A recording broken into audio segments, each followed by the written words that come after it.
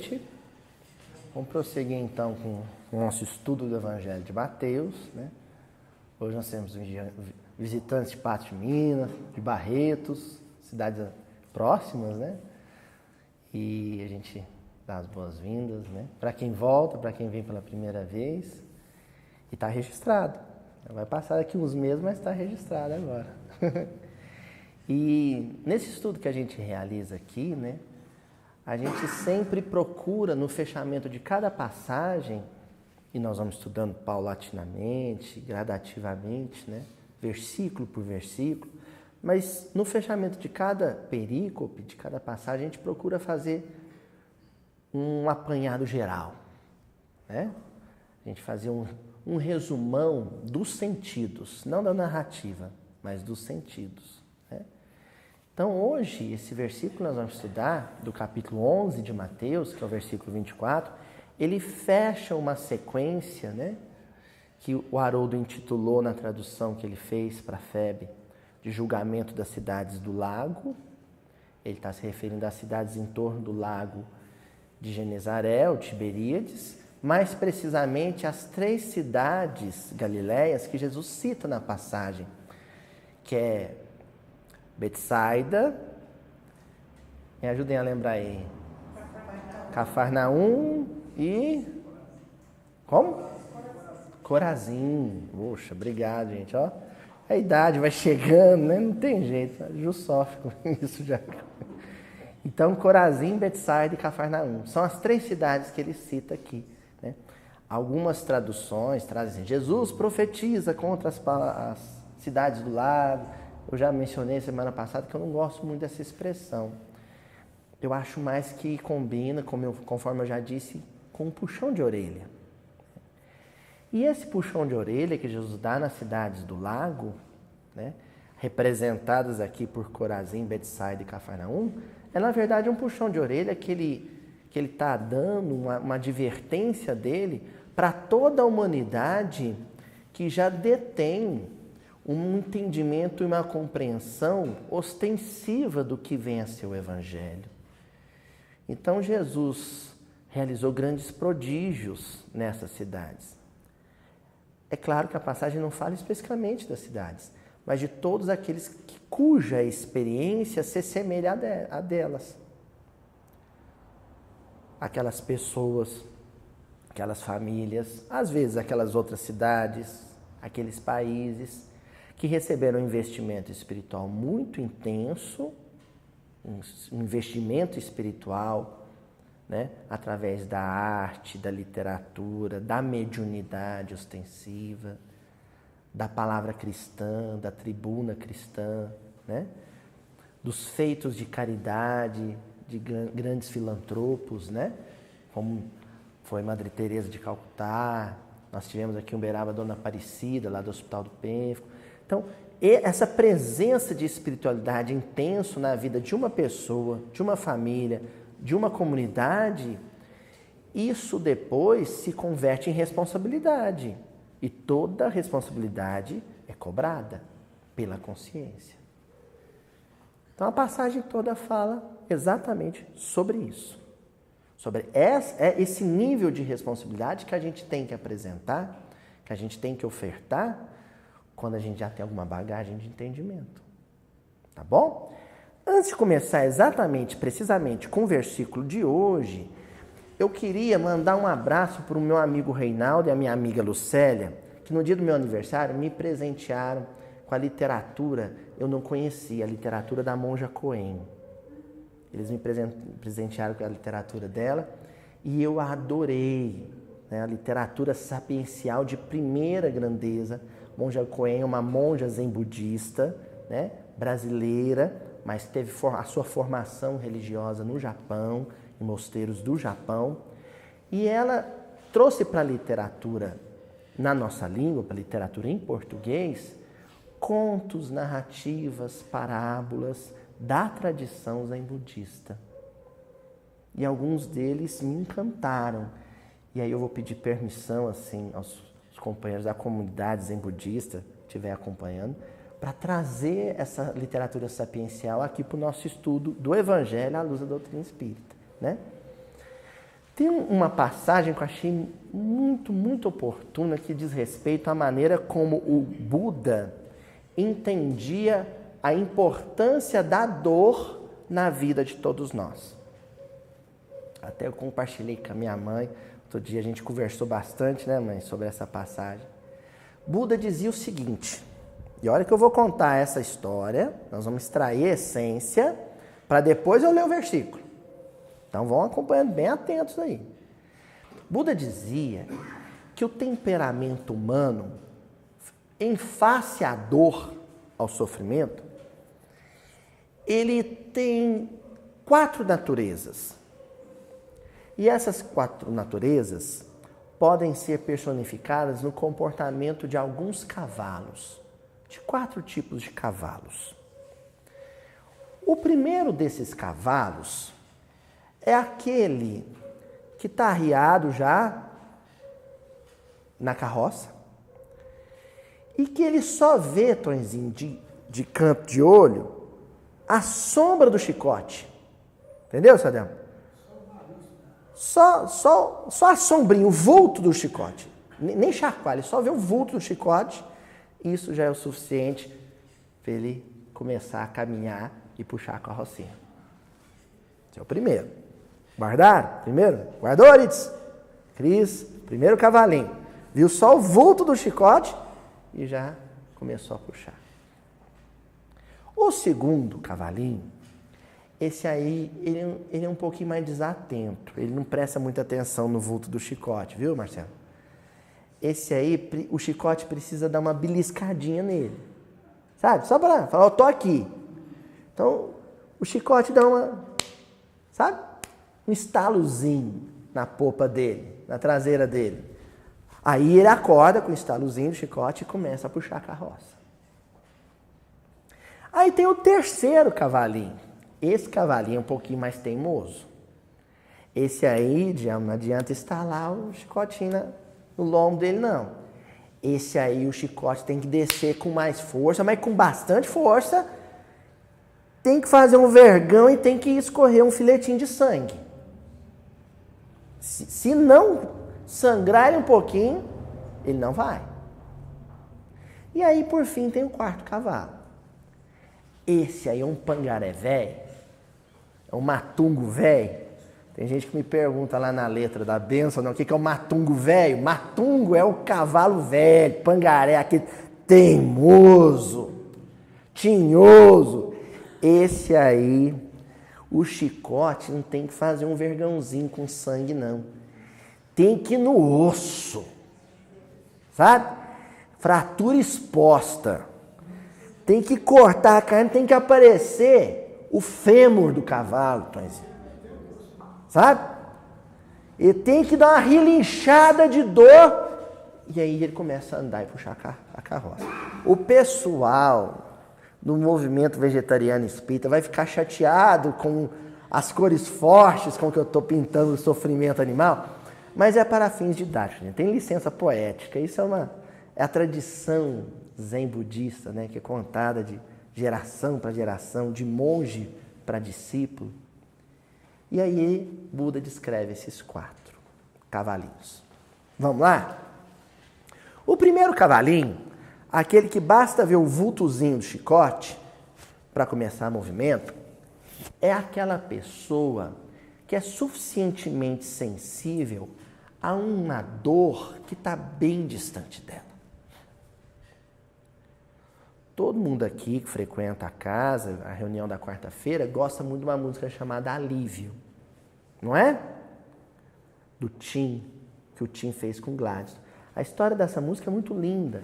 O Tim estava no trabalho dele, assistindo, acompanhando, aliás, pelos sites de notícia, o desastre do tsunami lá na Ásia. Né? E aí o Tim conta que começou a virar 100 mil mortes, 200 mil mortes, 300 mil mortes. O Tim falou assim, nossa, é sofrimento demais. E o coração dele ficou que nem maracujá de gaveta, sabe? Murchinho, apertadinho. E aquele nó na garganta, ele falou, tem que extravasar essa angústia de sofrer com um sofrimento que está do outro lado do mundo. Aí ele ligou para o Gladstone e falou, amigo, me ajuda a transformar isso em arte. E o Gladstone ficou de escrever a letra, para depois o Tim musicar. E o Gladstone falou, olha amigo, eu não sei o que vai vir na escrita, não, mas o título já tenho, acho que cabe para sua angústia, alívio. Esse sofrimento é o sofrimento de quem já é capaz de se comover com um sofrimento, um outro sofrimento que está muito distante. Entendeu? Entendeu, Juliano? Está lá na Tailândia. Pessoas que você nunca viu na vida. Você viu na televisão, nem tinha visto. Ele leu no site de notícias, leu a notícia e se abalou com aquilo. Isso é sensibilidade para a dor do outro. Uma dor distante. Espíritos muito maduros se movem espiritualmente, avançam espiritualmente, bastando a sensibilidade que lhes causa um sofrimento muito distante. Aí tem um outro tipo, que o sofrimento tem que ser mais perto. Então é aquele sujeito que morre um ator da televisão que ele gosta demais, que ele acompanhava a carreira, de uma maneira trágica. A família em muito sofrimento, ele sente aquilo.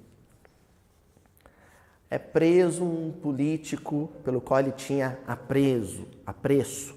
Né? Então, o sofrimento daquele sujeito, da família, o sofrimento do país, a comoção nacional com aquela queda daquele político, lhe causa muita sensibilidade, muita emotividade. Ele sofre com aquilo. Então, é o sujeito que sofre com uma dor que está mais próxima. Aí já não é a dor distante, é a dor da cidade, é a dor do país, é a dor da comunidade, é a dor da qual ele participa também, da qual ele sofre consequências mais imediatas. É o cavalinho que o chicotinho teve que dar uma beliscadinha, teve que doer um pouco mais, né? Por exemplo, a gente não sofre com a greve do caminhoneiro, com a dificuldade do caminhoneiro, com a necessidade do caminhoneiro só por compaixão. Por que a gente sofre com a dificuldade monetária, financeira, de subsistência do caminhoneiro? Porque isso nos afeta um pouco também. Um pouco ou muito. Um pouco ou muito. Esse é o segundo cavalinho. O terceiro cavalinho é aquele que já tem que sangrar. Aí essa dor tem que ser extremamente próxima. É quando você vê o sofrimento físico, ou moral, ou psicológico, de um pai, de uma mãe, de um filho, de um irmão, de uma irmã, do marido, da esposa, do melhor amigo. Assistir alguém que você ama profundamente sofrer, vai sofrer muito, e aquilo te dilacera por dentro. Você vê um pai na cama, uma mãe na cama, vê um filho desequilibrado na rua, dormindo na rua, aí dói, aí sangrou. A chicotada no cavalinho que fez ele sangrar, sabe, Tonzinho? Essa dor ela tem que ser mais próxima. Tem que ser uma dor que seja quase a minha. Porque quando ele sofre, é como se eu estivesse sofrendo junto. E por último, o cavalinho que só anda, só puxa a carrocinha se a dor, o chicotado tivesse sido lá no osso, não é? Foi o que mais chocou vocês? É quando a dor não é nem num próximo mais próximo. Sabe onde acontece a dor? Em você. Aí a dor é em você. Porque se o sofrimento dos povos longínquos não te sensibilizou, se o sofrimento da sua comunidade não te sensibilizou, se o sofrimento daqueles que você ama não te sensibilizou, cabe aí o seu sofrimento como fator de sensibilização. Porque as grandes quedas do espírito se dão no terreno da insensibilidade, da frieza espiritual. Os espíritos que caem porque são insensíveis. A bronca de Jesus em Corazim, Betsaida e Cafarnaum é por conta da insensibilidade. É por conta da insensibilidade. Vocês estão vendo o mundo sofrer, não se sensibilizam. Vocês viram a nação de Israel sofrer sob o jugo do Império Romano, não se sensibilizam. Tem familiar de vocês, toda hora chega aqui um trazendo um cego, um aleijado, um leproso, vocês não se sensibilizam. O que mais que vai ter que acontecer? Né? Para o espírito endurecido, iceberg, pedra de gelo, ceder. Essa é a literatura sapiencial da tradição zen budista. É a parábola que Buda conta e que um mestre foi contando para o seu discípulo, e isso foi sendo transmitido de mestre para discípulo até chegar em nós pela literatura da querida Monja Coen. Eu vou acrescentar alguns elementos, que ela é tão perfeita, né? Mas eu vou acrescentar alguns elementos fruto de reflexões pessoais. Não sei se vocês vão concordar. Mas eu me dei conta de uma coisa, estudando livro espírita, na própria literatura espírita. Tem alguns espíritos que caminham e nem precisam se dar conta de que o chicote se movimentou perto dele. Porque eles não são movidos pela dor. São movidos tão somente pelo amor. Então tem um cavalinho que ele vai mirar lá na frente, o estábulozinho onde ele mora, o fenozinho que ele gosta de comer, a aguinha. E ele vai ter um apreço tão grande pela família que cuida dele, que o cocheiro só vai precisar fazer assim, ó. Vamos, né, Sadel? E ele vai começar a andar. Não vai precisar nem do vulto do chicote. É aquele cavalinho que enxerga longe, que ele vê coisas, antecipa consequências positivas, boas, e isso é o móvel da ação, isso que o motiva, isso que o faz caminhar. É um quinto tipo de cavalo, que antecede o primeiro. E tem um outro. É aquele que nem o chicote, rasgando o pelo, mostrando o osso, não faz ele andar. Nem a dor em si, sobre si, o faz caminhar. O que você vai fazer com um cavalo desse? Você precisa que a carroça ande. Você sangrou ele até o osso. Ele não caminhou. Sabe o que você faz? Desarreia ele, solta ele no pasto, prossegue com outro cavalo. E aí, a dor a que você condena, e quando eu estou falando você, força de expressão, eu estou me referindo às leis da vida. A dor a que você condena esse indivíduo, sabe, com uma resistência enorme ao progresso, é ele assistir o progresso do outro, assistir o outro trabalhando, assistir o outro se movimentando e ele não.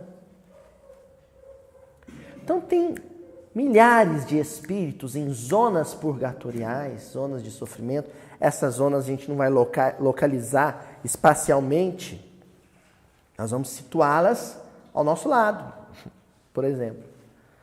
Mas em patamares vibratórios em que ele foi entregue à própria sorte, às próprias escolhas.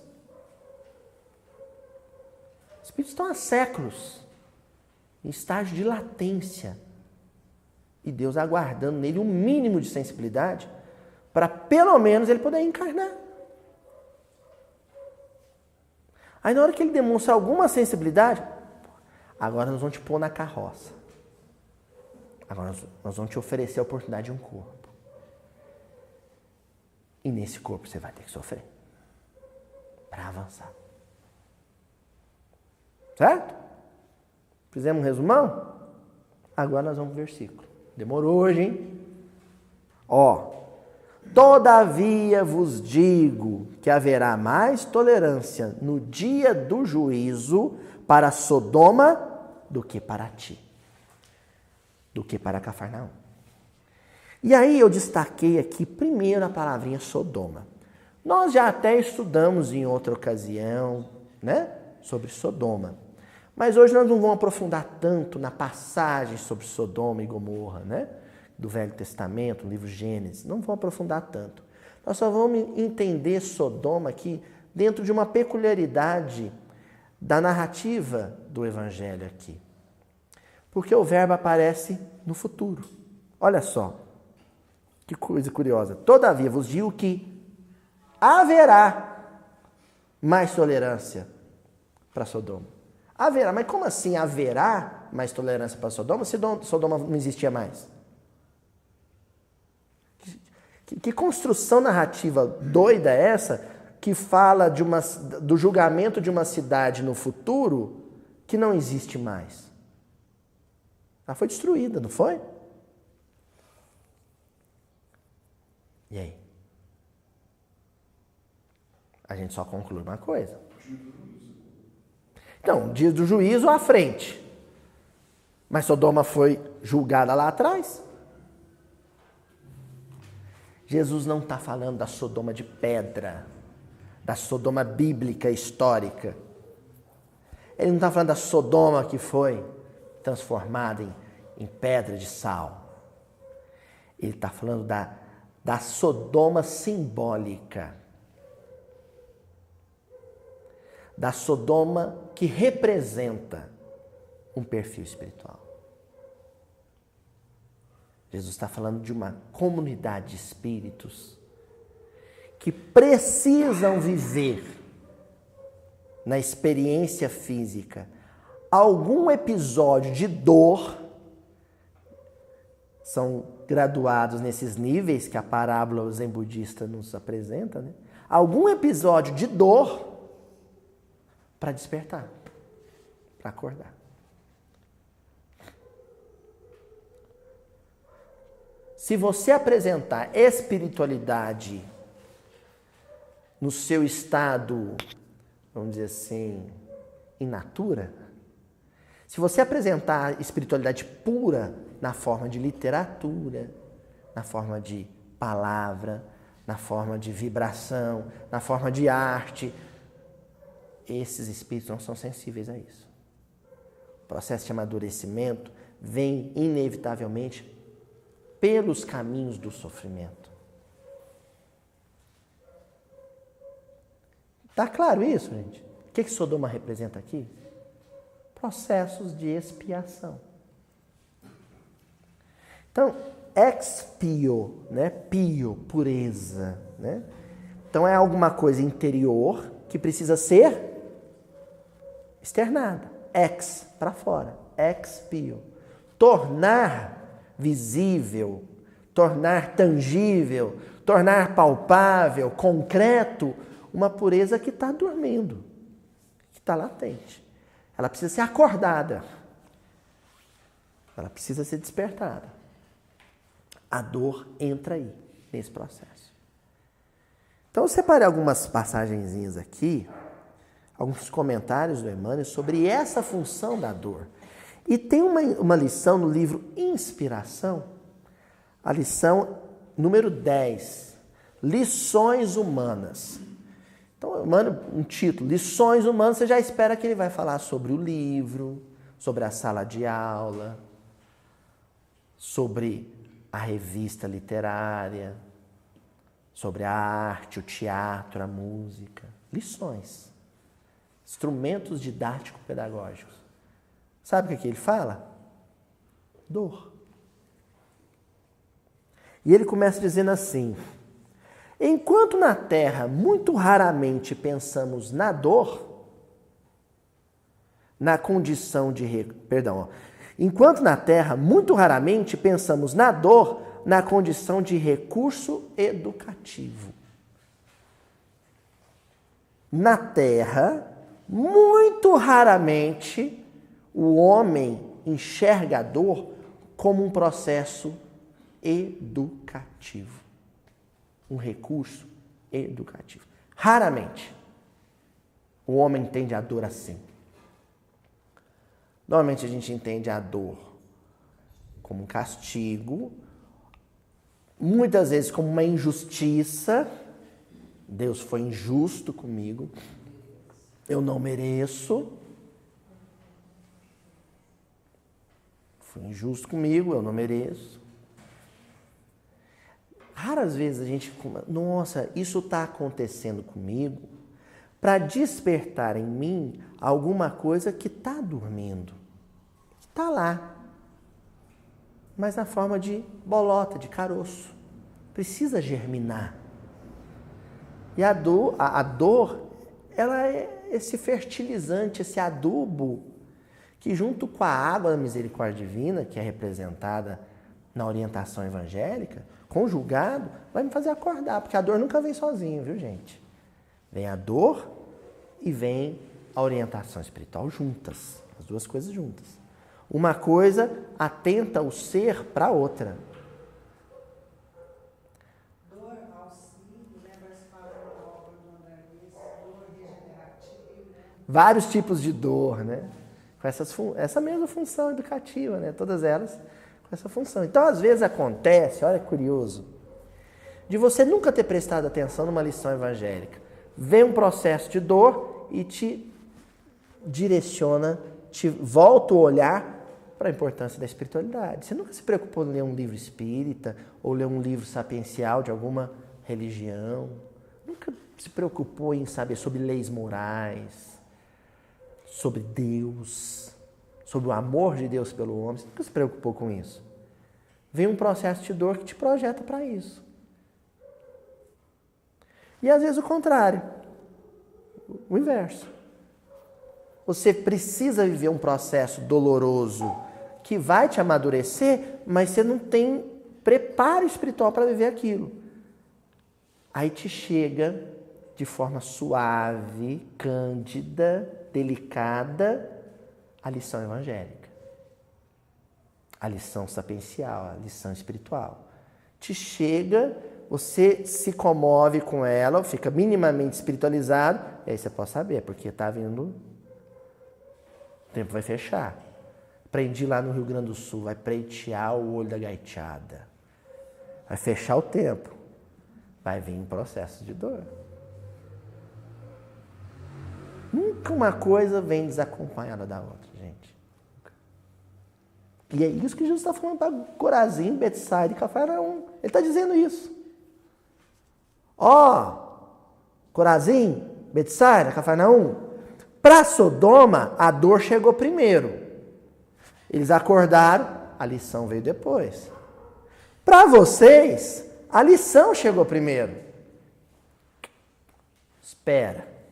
A dor vai vir. E veio. E veio. Continua Emmanuel. Em nosso egoísmo, interpretamos qualquer sofrimento por equação da lei de causa e efeito, como se não tivéssemos necessidade de experiências e lições. A gente acha que não precisa. Não precisa de experiência. conjugada a lições. Não preciso. Já sou espírita há tanto tempo, Djalma, sabe? Já li tanto livro espírita, eu não preciso de experiência. Eu já entendi. Não existe isso. Junto com... Esse episódio é o quê, Ju? 105. Junto com 105 episódios de Mildinho, vem 105 chibatadas. Hã? Sabe? Vem junto. Assisti o episódio 105 do Mildinho. Aí fui lá pegar o resultado do meu exame. Tô com um tumorzinho. Que beleza. O episódio 105 foi sobre dor. E aí? Assisti 105 episódios do Mildinho. Acabei de assistir. Minha esposa me chamou e falou pra mim, bem, eu te falar, eu achei droga na mochila do nosso filho.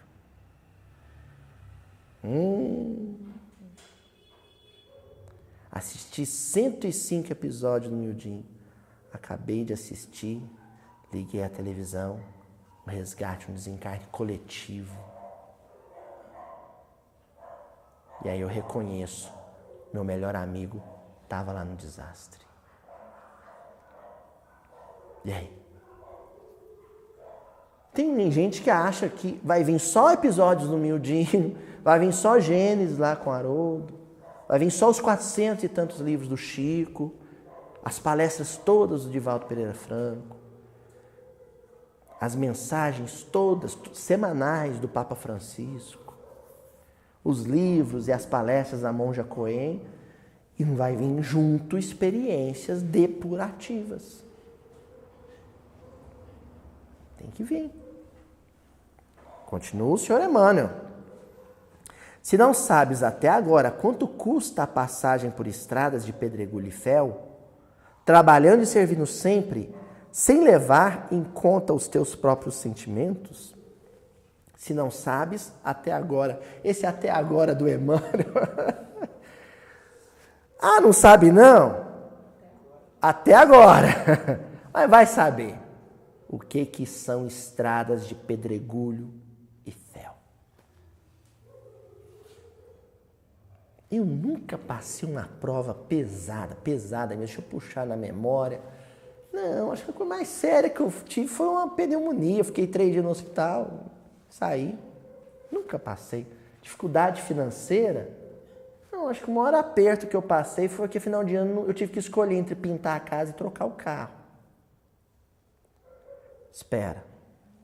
Você ainda vai saber o que é um desemprego.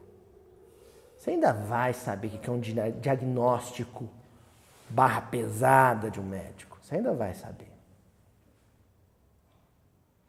Ou cedo, ou tarde. Ou a curto prazo, ou a longo prazo. Isso aí o Emmanuel está afirmando. E ele completa. Ó. Se em suma tiveres vivido até hoje, ele vai acrescentando esses, até hoje, viu? Até hoje, sem contato com tribulações e dificuldades, que se fazem valiosas lições humanas, talvez que a tua elevação, essa sua calma, essa sua paciência que você ostenta, por mais rica de palavras e por mais lindamente decorada de gestos felizes, nos dias de exame que chegam inevitavelmente para cada um de nós, chegam inevitavelmente. Não tem como evitar. Através das provas necessárias, não passe de simples ingenuidade. Aí, alguém pergunta para Adriana, Adriana, você é uma pessoa calma? E a Adriana fala, eu sou uma pessoa calma. A sua calma já foi testada em todos os níveis? Não. Então não responde isso. Espera ela ser testada no nível X. Naquele nível de teste, seu Alcebiades Pelé, querido Alcebiades Pelé, pai da tia Edna Pelé, foi minha evangelizadora. baluarte do movimento espírita aqui em Uberaba. Ele era um homem muito simples, ele dava uns exemplos ótimos. Ele falava assim: a nossa calma, a nossa paciência é que nem carvão no fogão de lenha. Você dá uma sopradinha, a brasa aparece, viu? Parece que esfriou, mas se assopra um pouco, a brasa vem. Entendeu, Tatiana? Você está muito calmo assim, aquele carvãozinho, apagou o fogo. Dá uma sopradinha ali para você ver. O trem envermelhar tudo. Então o Emmanuel está alertando. Mas por que o Emmanuel está alertando que eu ainda não fui submetido a níveis de dor que realmente me coloquem em teste? Sabe por que ele está alertando? Enquanto você não foi tão testado quanto o outro, naquela dor, não julgue o outro. Não julgue o outro. Você não foi testado naquilo. Continua. Senhor Emmanuel, agora no livro Ideal Espírita. Aliás, perdão, correção aqui. Hoje nós temos uma visitante ilustre, Irmã Sheila. Quase nunca, acho que eu nunca trouxe nenhuma mensagem da Irmã Sheila aqui, né? Eu estou tão acostumado a falar Emmanuel, que eu já estava embalando Emmanuel. Irmã Sheila, livro Ideal Espírita, lição 75, um livro parceria Valdo Vieira e Chico Xavier. A lição é O Instrumento. Não preciso dizer nem qual, né? E a Irmã Sheila, ela começa assim, ela é mais econômica nas palavras. Enfermeira, né? Vai dosando tudo. Onde estiveres, agradece ao Senhor, o instrumento da purificação. Ninguém vive sem ele. Eu acho que uma enfermeira com o currículo da Irmã Sheila, que já conheceu o que é a dor em campo de batalha, de guerra, que viu a dor das trincheiras, uma enfermeira dessa sabe falar de dor. E nessas experiências todas que ela teve, secando feridas, suturando cortes, estancando o sangue de muitos, ela afirma uma coisa, conclui uma coisa e afirma que ninguém vive sem esse processo de dor. Né? Oi, Sodel. Voluntário. Né? Trabalho voluntário, você vê toda a dor possível. Da importância do trabalho voluntário, né? Você entrar em contato com a dor do outro para ver, testar para ver se você é um daqueles cavalinhos que não precisa levar chicotada para se sensibilizar. O trabalho voluntário te propõe isso, te propõe essa experiência. Porque se você vai para um trabalho voluntário, vê a dor de alguém que você não conhece e ela não te sensibiliza, não te anima a perseverar naquela tarefa, é porque você vai precisar sofrer com dores mais próximas. Né? Tem um poema, se não me falha a memória, pessoal aí da internet, me ajuda, corrija aí no comentário do vídeo, se não for esse o autor. Acho que é do Cassiano Ricardo. Se não for, alguém corrija aí, por favor, viu, gente? Mas o Cassiano Ricardo, acho que é ele, dizia assim no poema: tem gente sentindo frio, e não é o frio entre o banho e a toalha. Tem gente sentindo fome, e não é a fome entre o almoço e o jantar. Coisa bonita, né? Não é aquele friozinho que eu sinto quando o pé fica de fora da coberta, não. Não é aquela fomezinha quando a Luísa empolga no miudinho e passa das 9 e eu quero ir para casa. Não é essa, não. Se essa dor alheia não me sensibiliza, é porque eu tenho problemas de sensibilidade. Vou precisar de experiências como essa que a Irmã Sheila está dizendo. Todo mundo vai ter que viver. Silencia, aproveita e segue adiante. Que é isso? Esses espíritos são muito doidos, gente.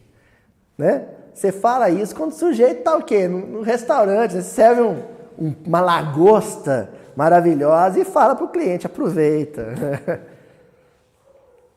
O hotel, uma estadia no hotel 5 estrelas, aquele colchão, né, macio, lençol acetinado. Aí você fala, aproveita a estadia.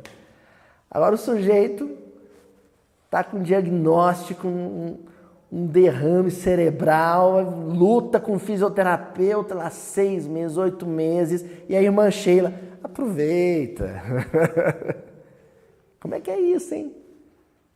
Aproveita. Ela diz mais, calado. Lembra da fotozinha? Todo hospital tem na enfermeirinha assim, ó. A irmã Sheila, ó, calado. Silencia e aproveita. A pedra recebe do martelo que a estilhaça a dignidade com que se faz útil a construção. Dignidade. A pedra lá, na pedreira, né, Sadel? Ela não tem a dignidade que ela vai ter quando ela tiver no alicerce, quando ela for esculpida e tiver numa exposição de arte. É o trabalho sobre ela, imposto a ela, que vai conferindo a ela dignidade, nobreza, qualidade nobre. O metal deve a pureza que lhe é própria ao cadinho esfogueante que o martiriza. Pureza. A gente vê uma barra de metal, né, que a gente comprou para fazer uma viga na casa, e a gente não sabe do minério bruto da terra até chegar ali, vergalhão, a gente não sabe os processos daquele metal foi submetido, de calor, de, né, escaldante no cadinho. Todo mundo quer brilhar como diamante. Ninguém quer passar pelo processo de lapidação. Isso mesmo. E sabe o que chama lapidação? Lapidar é apedrejar, né? O diamante é apedrejado. Sabe qual que é a única pedra que lasca ele? Outro diamante. Ele é lapidado por isso. É diamante, ó, dando em diamante. Guimarães Rosa, no Grande Sertão Veredas. Faca com faca que se dão se amolam. Pedra com pedra em rio, que se dão, que se batem, se arredondam. Personalidade em choque com personalidade similar, parecida, semelhante, se apura. Não ouvides, não esqueças que o corpo é o santuário de possibilidades divinas em que temporariamente te refugias para recolher a lição do progresso. Mesmo os nossos tormentos morais, como que eu citei agora de convivência, a culpa é do corpo. Você reencarna, aí o corpo te coloca, por exemplo, numa situação de penúria física, fome, te coloca numa situação de penúria física, doença, te coloca numa situação de penúria física, casamento, maternidade. Não é? A encarnação, o estar no corpo, te coloca em circunstâncias que são abrasivas, que são ásperas, que são intensas. Cada caminho cede lugar a outro caminho. Cada experiência conduz à experiência maior. E o Antônio Nogueira, lá do Morro Alto, diria: depois de morro, meu filho, vem mais morro. Não é o Senão, é o outro. Depois de morro, vem mais morro. Quando termina uma experiência difícil,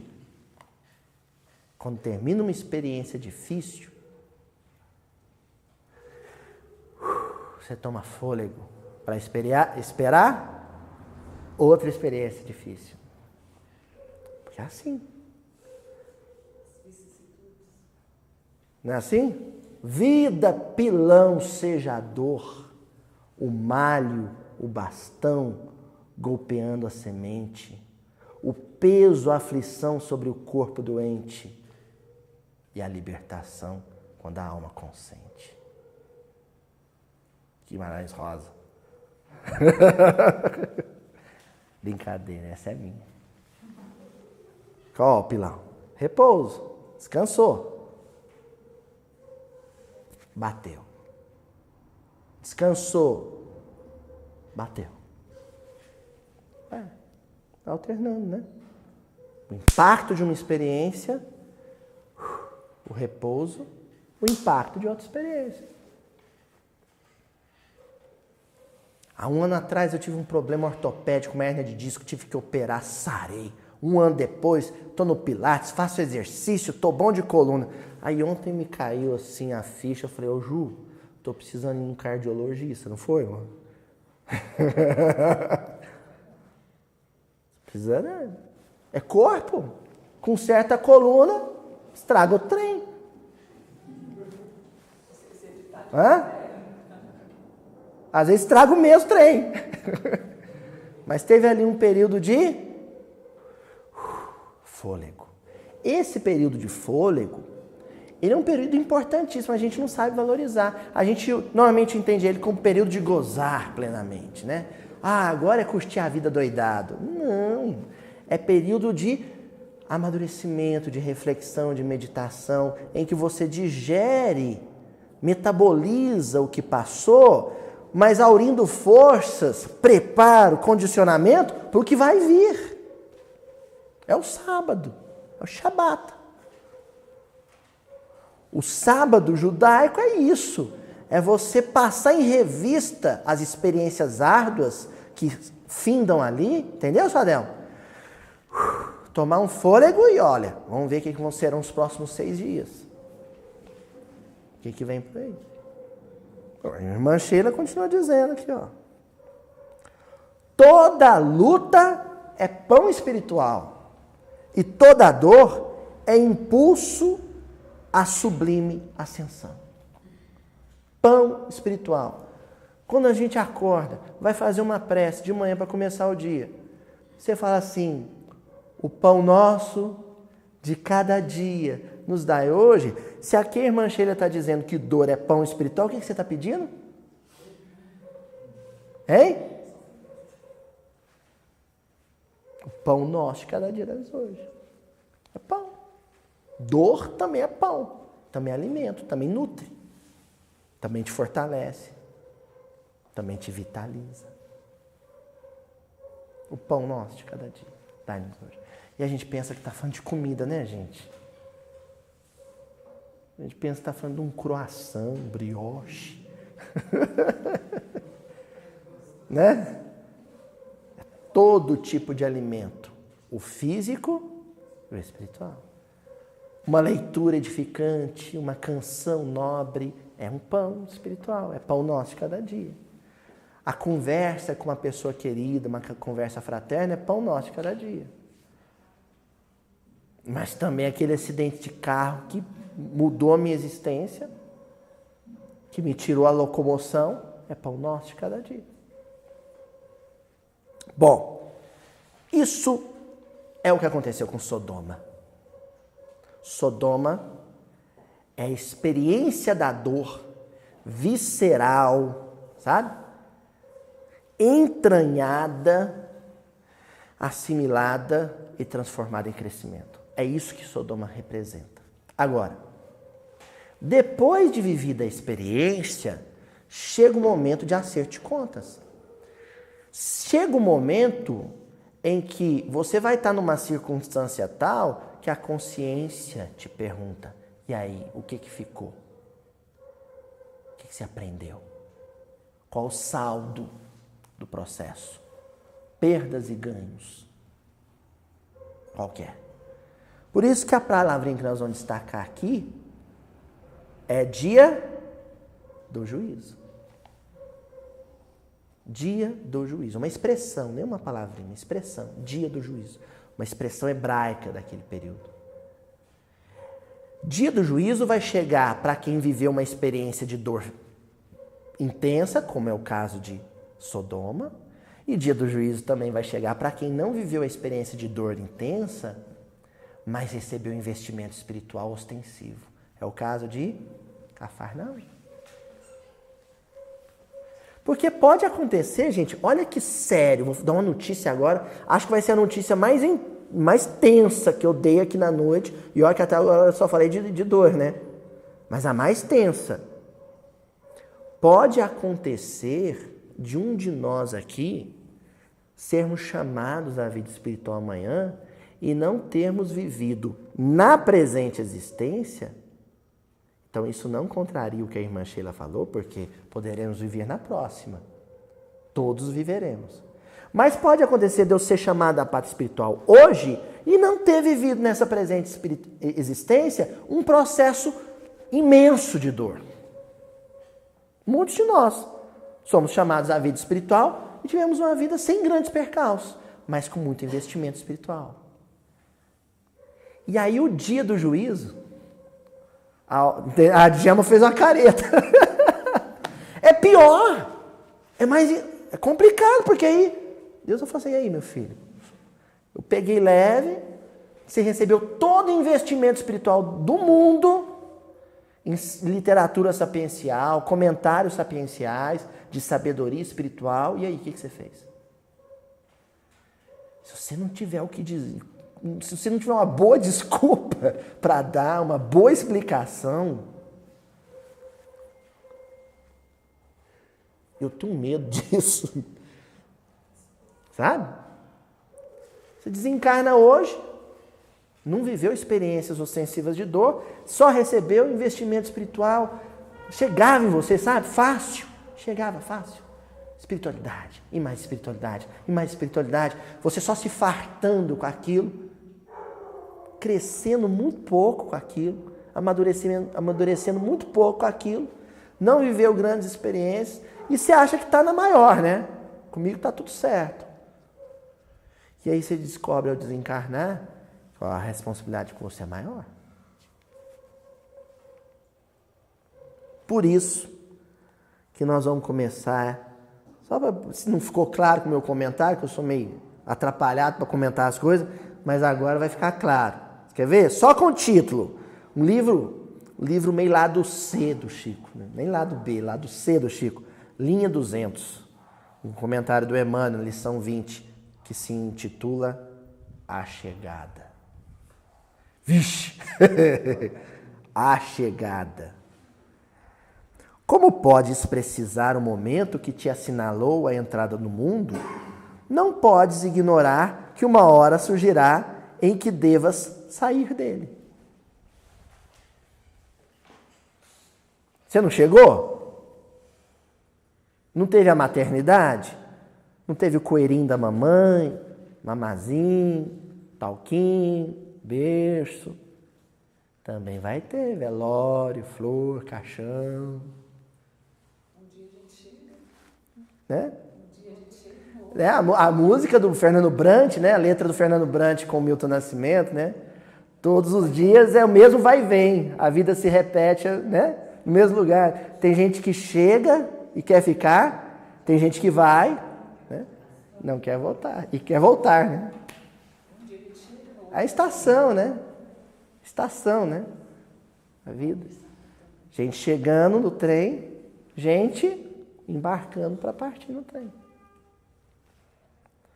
Não ouvides que o minuto de volta será minuto de ajustamento na contabilidade da vida. A hora de voltar é a hora de prestar contas. Companheiro, houve uma série de concessões, justamente porque sabíamos que você teria pouca maturidade para lidar com grandes dores, você foi muito poupado de situações abrasivas. E justamente porque sabíamos que à deriva você ficaria, né, perdido no mar da vida, você recebeu bússola, astrolábio, carta náutica para navegar. GPS, na direção segura, mas você permaneceu perdido a existência inteira. Acerto de contas. Gente, tem hora que eu olho para minha mãe, pai. A luta que foi para minha mãe me trazer para a casa espírita, me manter no espiritismo. Gente, que investimento espiritual bonito, né? Me fez reencarnar filho dessa mulher. Lembro da minha mãe lendo livro espírita para mim, eu rebelde, no maior trabalho. Isso é investimento espiritual. Viu, Cris? A gente reencarnar num berço assim. E às vezes a gente não reencarna num berço que indica um caminho bom para a gente, mas a gente, em certa altura da vida, tem uma alma boa, uma mãe espiritual, um pai espiritual que nos toma pela mão e fala, ó, é por aqui, meu filho. Não tem? Todo mundo tem. É uma oportunidade que nos chega que a gente não pode desperdiçar. Ó, prossegue o Emmanuel. Recorda que amanhã ser-te-á naturalmente solicitada a conta justa do que hoje, a conta justa do hoje, e que a morte, em te ocultando a forma física, não te forrará o espírito ao testemunho inconteste das próprias ações, no qual, de retorno à imortalidade, receberás em reação compulsória o fruto da semente que cultivaste. Né? Eu fui lá para o sul, fizeram uma maldade comigo. Meu amigo Éder perguntou para mim se eu queria conhecer uma plantação de sagu. Eu falei que sim. E eu não sabia que não existe plantação de sagu. Não sabia que era sagu, seu Adel. Aí o sujeito, olha só por que eu estou contando a história do sagu. Um abraço, viu, Éder? Gaúcho, teimoso aquele. Ó, você planta milho, tem como colher trigo? Não tem. Você planta uva, tem como colher bergamota, em homenagem aos gaúchos? Não tem. Não tem. Você planta sagu, tem como colher alguma coisa? Então tem gente que está plantando X querendo colher Y. Esse está equivocado. Mas o maior iludido é o que está plantando sagu, é o que não está plantando nada. Às vezes a mãe semeia só carinho, ternura, carinho, ternura, carinho, ternura e quer colher filho responsável e disciplinado. Se você só plantou isso, você pode até colher um filho carinhoso com você, mas indisciplinado com os outros. Porque você esqueceu de plantar, junto com o carinho, a disciplina, a educação, a responsabilidade, a energia. Aí é o erro de quem plantou uma coisa querendo colher outra. Agora, tem gente que não planta nada, planta sagu. Plantou nada. Não semeou um sentimento positivo no coração do semelhante.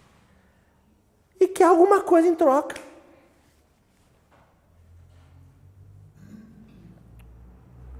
O fruto da semente que cultivaste é o que você vai colher. O que você plantou, você vai colher. De negativo e de positivo. E se não plantou, não colhe nada. Livro Caminho, Verdade e Vida, lição 50. Conta de si. Isso aqui o Emmanuel tirou esse título de uma passagem da carta de Paulo aos Romanos, capítulo 14, versículo 12. De maneira que cada um de nós dará conta de si mesmo. Cada um de nós dará conta de si mesmo. Prestará conta do que fez e do que deixou de fazer. E aí vem Emmanuel dizendo, é razoável que o homem se consagre à solução de todos os problemas alusivos à esfera que o rodeia no mundo. Entretanto, é necessário saiba a espécie de contas que prestará ao Supremo Senhor. Ao termo ao termo das obrigações que lhe foram cometidas. Se eu for chamado à vida espiritual hoje e me perguntarem, por exemplo, o que fizestes da profissão que te confiei, o que eu vou dizer?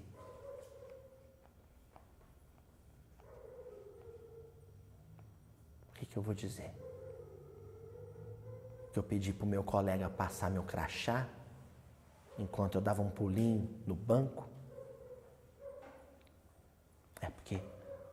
Estou falando isso porque o movimento espírita tem um problema sério com ética, viu? Problema sério com ética. Coisas pequenas que são antiéticas e que nós cultivamos na família espírita. Não saber. E vão perguntar, num plano espiritual, o que fizestes da ética que te ensinaram? O que fizeste do filho que te confiei, essa já é doída, né? Mas vão perguntar também. O que fizeste do corpo que te confiei? Prestação de contas. O que fizeste do casamento que te confiei?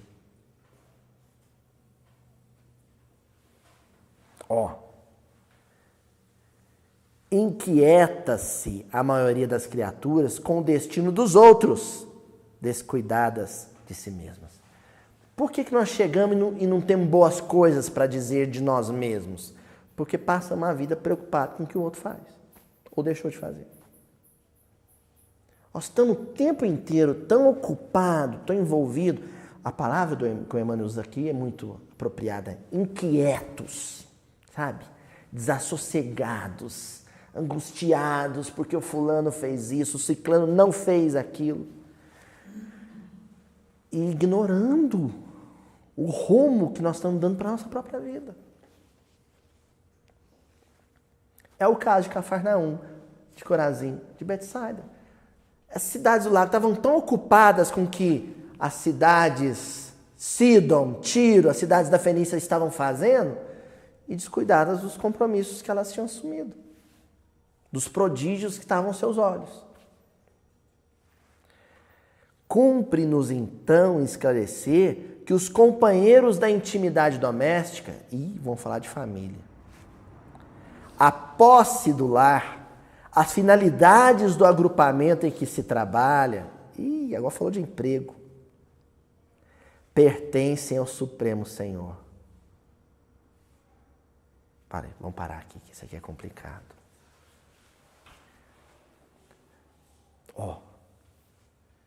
Seu vizinho, Tonzinho, chega para você e fala assim, seu Antônio, essa vasilha aqui, de cobre, foi da minha bisavó. Tem um carinho danado nessa vasilha de cobre.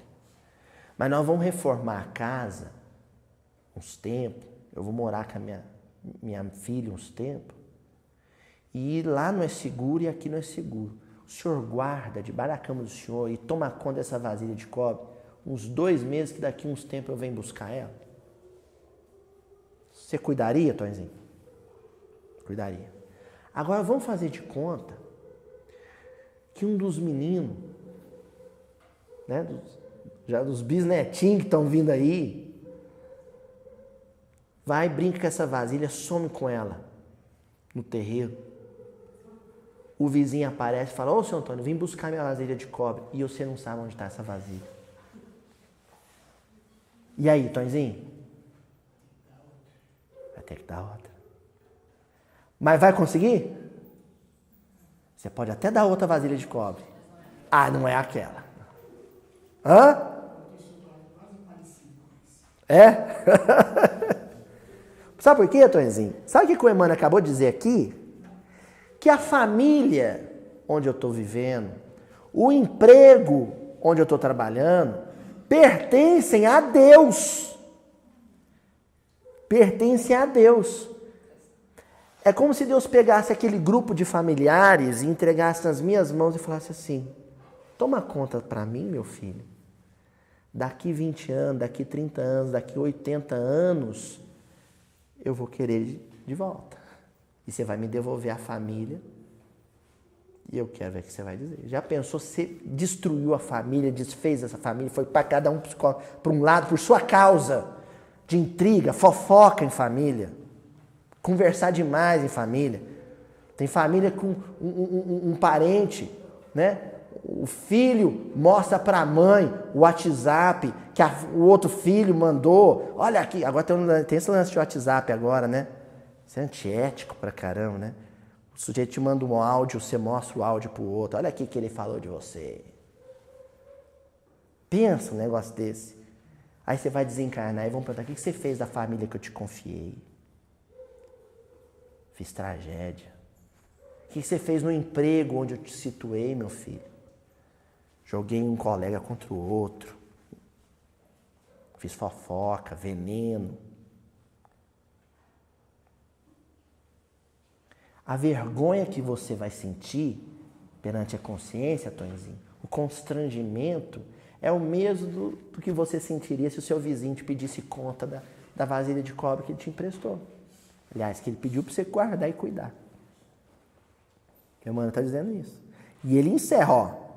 Mas o homem, na conta que lhe é própria, é obrigado a revelar sua linha de conduta para com a família, com a casa em que se asila, com a fonte de suas atividades comuns. Obrigado a prestar conta da sua linha de conduta. Como é que você se comportou em família? Isso ele vai ter que dizer. E não vai poder mentir. Como é que você se comportou na casa espírita, com seus companheiros de ideal?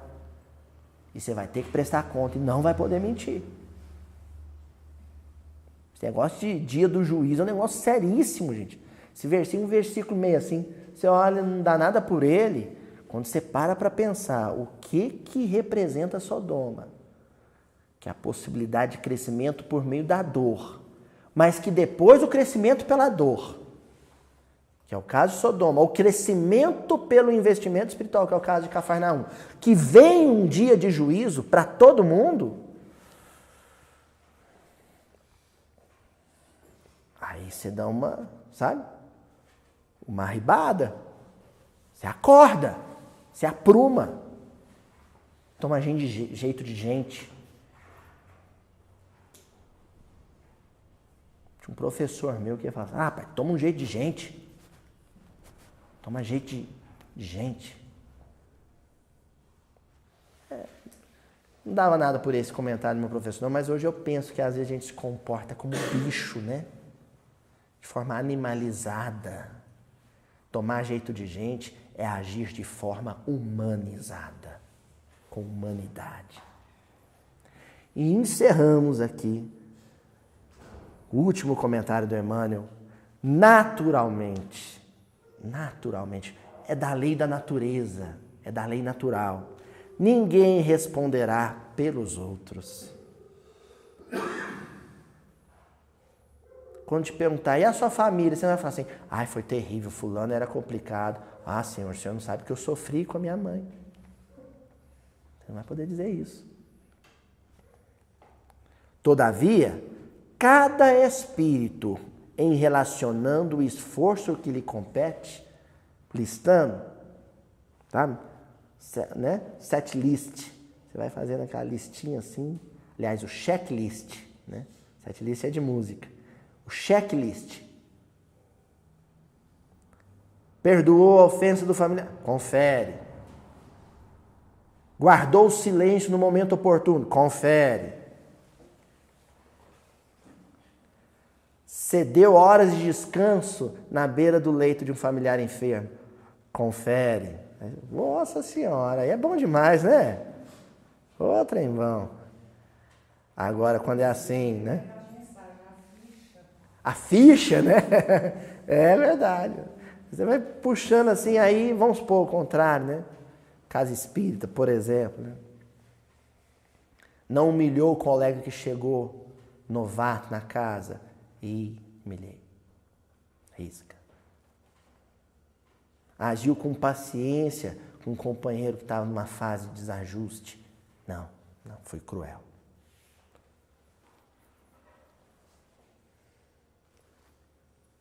Será compelido a esclarecer a sua qualidade de ação nos menores departamentos da realização terrestre, onde foi chamado a viver. Menores detalhes, os mínimos detalhes. Já falei aqui 1000 vezes, mas vou repetir essa mensagem porque eu acho ela incrível. É a minha mensagem do Emmanuel preferida, uma mensagenzinha curtinha, que se chama Erros Pequeninos.